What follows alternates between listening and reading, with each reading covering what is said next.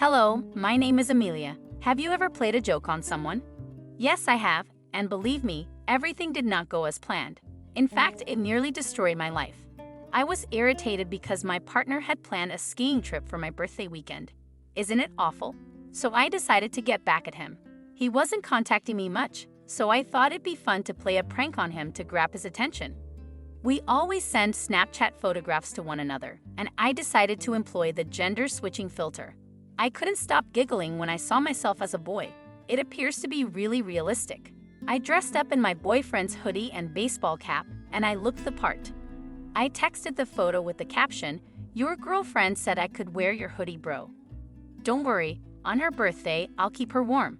So much for him not responding to my text. This time he responded immediately shouting, "BDVF." It was successful. That piqued his interest. However, I did not stop there. I was having a good time now. I opened Photoshop and made a picture of me and my phony new boyfriend. Then I pressed the send button and waited. But he did not respond. I texted him several times and even tried contacting him, but his phone went dead. He blocked me. My phone then beeped the next morning. It was the best friend of my lover. He informed me that my partner was in the hospital. Panic coursed through my body. Oh no, had he done anything wrong? What if he tried to harm himself because he truly believed I had cheated on him? I called my boyfriend and his best friend, but neither of their phones rang. I couldn't take it anymore. I urged my father to take me to the ski resort. My father forced me to apologize.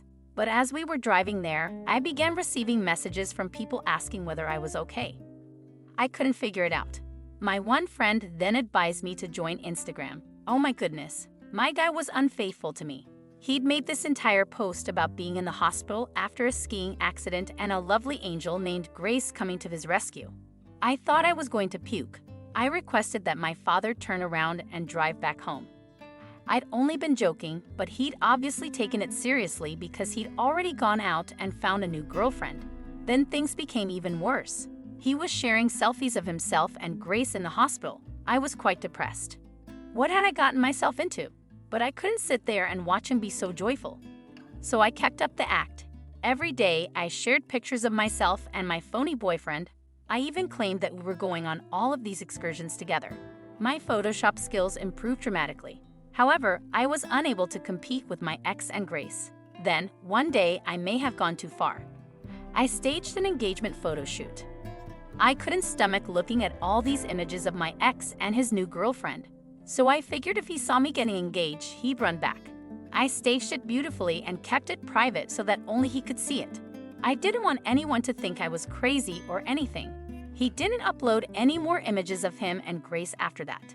That is, until a week later, when I opened my phone and found that he had gotten engaged. He proposed to Grace at Disneyland, the place he had planned to take me for my birthday. I wanted to murder him. How could he have done this? That was the end of it. I stormed over to his residence. His mother answered the door and seemed pleased to see me. She also stated that she had missed me. Huh? What about Grace, though? I inquired about her. She gave me an odd look and asked, "Who's Grace?" Then, virtually out of nowhere, my ex sprang out from behind the kitchen door and exclaimed, "Joke's on you, you big prankster. Grace does not exist. Did you think you were the only one who knew how to utilize that filter?" I just stood there, blushing brightly. So he lied about everything. We were both as nasty as each other. He claimed to have known I'd been pranking him the entire time and that he even spied on me a number of times to make sure I was okay. But he noticed me while I was photoshopping. I felt really humiliated. But then he approached me again. I agreed, but only on one condition. There will be no more pranks. What are your thoughts on my story? Please leave your thoughts in the comments section, and don't forget to like, share, and subscribe. Hello, my name is Andy, and I'd like to tell you about my experience. My mother died 6 months ago. It wasn't unexpected. She had been ill for a long time. It was heartbreaking. She has been in and out of the hospital for the last few years.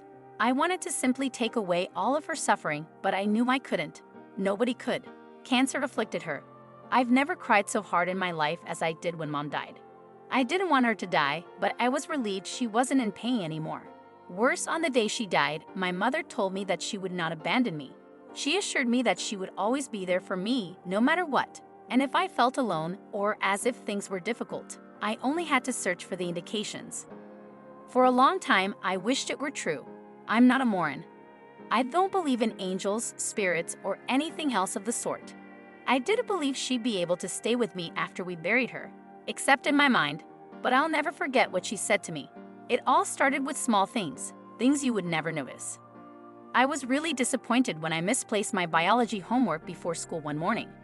I knew the teacher was going to yell at me, and I was worried about getting detention. I looked everywhere for it before leaving the house. I went through my bedroom, my bed, my coat, and wherever else I could think of. I had completely lost it. Surprisingly, as I unzipped my luggage and sat down in the laboratory, there it was. My suitcase was piled with my homework on top of everything else. I assumed I was just weary and blamed myself for missing it at first, but I swear I checked my luggage before. Then strange things began to happen. The teacher asked me to answer a question in math class. I didn't know what to say. I hadn't been paying attention in class, and when my teacher started talking about functions and variables, I completely shut out, so I worried. I opened my textbook to a random page, intending to flip through it in search of something useful, but I didn't need to. The correct answer was right in front of me, written in familiar handwriting. I felt a wave of surprise. I concentrated on it until the teacher called my name again. When she did, I read the answer out, and she complimented me on my accuracy. Oh my goodness. How could I have gotten the appropriate answer if I hadn't even paid attention to the question? How did the writing arrive? And why did everything seem so familiar? I had so many unanswered questions. I went straight to bed when I got home that night. I was sleepy and I was a little frightened by what was going on around me. I went to my desk and began to straighten up a little. I tried to distract myself, but that only made everything worse. I discovered something that only added to my confusion. It was a birthday card from my mother that I had received 2 years before. Reading the lines she had written to me made me happy. She told me she loved me and that she would always be there for me. I was overjoyed until I gazed at the words for too long. The penmanship was familiar to me. It was the same as the one in my textbook. I dashed to grab my backpack and the arithmetic book to compare. And I was correct. It seemed identical, but there was no logical explanation. This was unbelievable to me. I tried to convince myself that it was something my mother had scribbled in my textbook before she died. I tried to ignore it and dismiss it as a strange coincidence, but then something strange happened. One day, I was furious with my father because he refused to allow me to attend a friend's Friday night party. He stated that he knew my friend's parents would not be present and that I was too young to attend a party without an adult. I became enraged and yelled at him.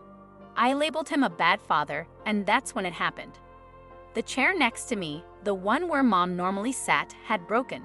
It snapped down in the center. I skipped class one day, and the fresh food I bought from a fast food restaurant went bad, directly in front of my eyes. Then, after getting an A on an exam, I returned home and discovered that my broken laptop had started working again. It was the oddest thing. When I tried to tell Dad what was going on, he was not pleased. He told me to forget about it and to get on with my life since that's what Mom would want. He disregarded whatever I said to him. So I skipped school and spent the entire morning in bed. I felt completely alone. Then my phone began to beep loudly, and I assumed it was my buddy Kyle calling to ask where I was, but it was a warning. I hadn't set an alarm. The exam today was written on it. It was yet another weird omen. I had no idea why this was happening to me, and I became concerned. My father had advised me to forget and go on. I was so perplexed that I wanted to send something back to ensure that it wasn't my mother. After all, she had left. So I told them, "You're not really here." I returned my phone to my nightstand and tried to forget about it. However, it would not stop buzzing. I cried this time when I picked it up. I couldn't hide it any longer. Whatever my father said, it was far too coincidental. Before she died, how could she have typed the precise answer I required in my textbook? Why had her old chair become damaged? There was only one possible explanation. My mother was telling the truth. She was giving me hints, just as she had promised. I was too surprised to feel anything at first, but then I began to realize. My mother was still present someplace. She was still keeping an eye out for me. I couldn't believe how fortunate I was. I wish she was right there with me. I wished for an embrace from her, or kiss me on the cheek the way Mom used to. But of course that was beyond her abilities. I wanted to send her my own message. I wanted to tell her how much I adored her, so I scribbled, "I love you, Mom," on the notepad. After that, the phone stopped buzzing. For some, this may appear to be a coincidental or fabricated event. You can believe whatever you want, but I know it was my mother. I cannot prove that it is her, and you may find this absurd, but she promised to stay with me after her death. And I believe she followed through on her promise. Never again will I be alone.